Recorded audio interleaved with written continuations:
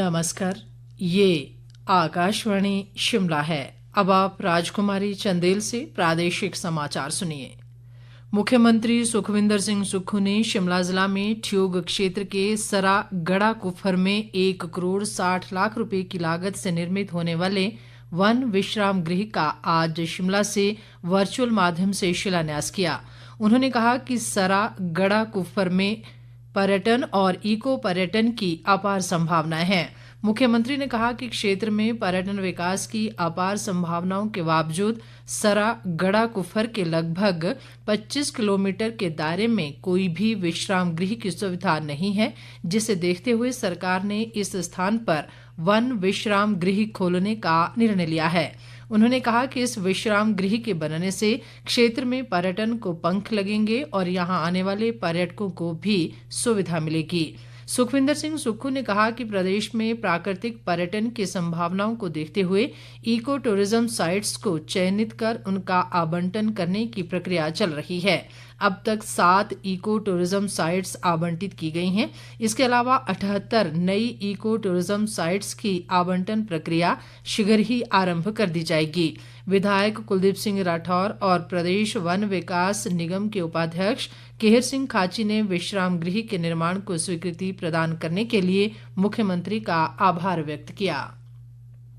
केंद्र सरकार ने पिछले साल प्राकृतिक आपदाओं का सामना करने वाले बिहार, हिमाचल प्रदेश, तमिलनाडु और केंद्र शासित प्रदेश पुडुचेरी को अतिरिक्त 1,280 करोड़ रुपए से अधिक की सहायता मंजूर की है।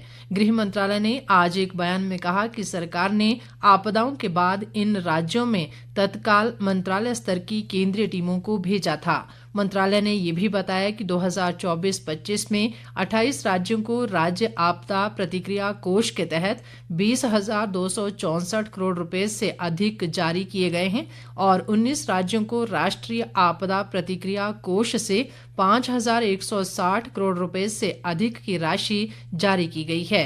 इसके अतिरिक्त राज्य आपदा न्यूनीकरण कोष से 19 राज्यों को लगभग 5,000 करोड़ रुपए और राष्ट्रीय आपदा न्यूनीकरण कोष से 8 राज्यों को 700 करोड़ रुपए से अधिक की राशि जारी की गई है।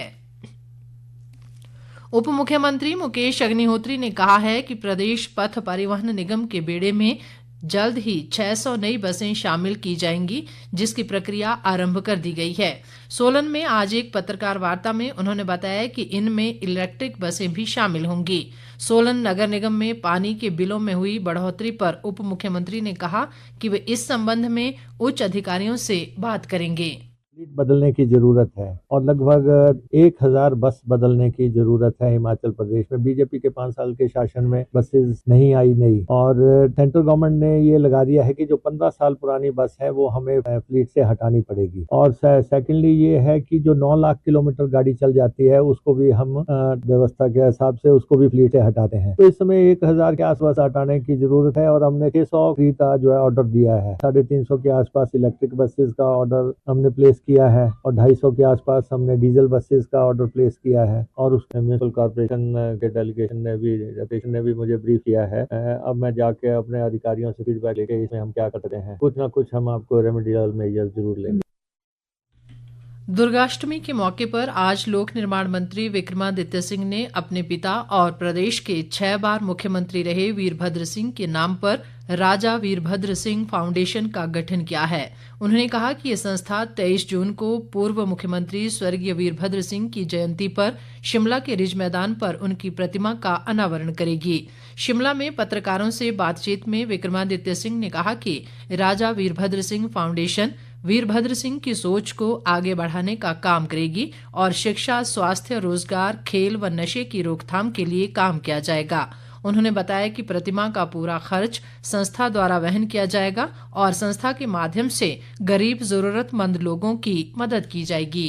एक नए ट्रस्ट का गठन हिमाचल प्रदेश के जो 6 बार मुख्यमंत्री रहे हैं स्वर्गीय राजा वीरभद्र सिंह जी, उनके किए हुए कार्यों को आगे ले जाने के लिए राजा वीरभद्र सिंह फाउंडेशन का स्थापना की गई है। इसमें बहुत से कार्य हम प्रदेश के अंदर करना चाहते हैं। ये कोई राजनीतिक संस्था नहीं है। उसमें जो कार्य हम आने वाले समय में प्रदेश के अंदर कर सकते हैं, उसकी एक नई शुरुआत हम प्रदेश के अंदर करने जा रहे हैं। 23 जून को, जिस दिन उनका बर्थ एनिवर्सरी है, उस दिन हम रिज मैदान के ऊपर उनकी जो प्रतिमा, उसको राजा वीरभद्र सिंह फाउंडेशन के माध्यम से लगाया जा रहा है। इसी के साथ ही समाचार बुलेटिन समाप्त हुआ। हमारा अगला बुलेटिन आप सुन सकते हैं शाम 7:45 पर। नमस्कार।